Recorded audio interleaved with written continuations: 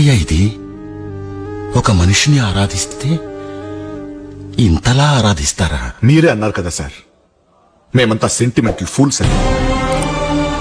మా తెలుగు ప్రజలు ఎవరి మీద అంత త్వరగా అభిమానం పెంచుకోరు. కానీ ఒక్కసారి పెంచుకుంటే చనిపోయే వరకు వదిలిపెట్టరు.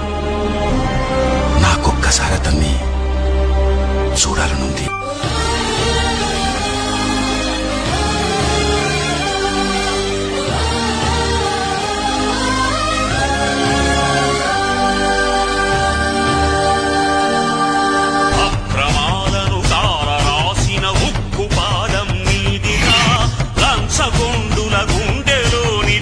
మనం పెంచుకోరు.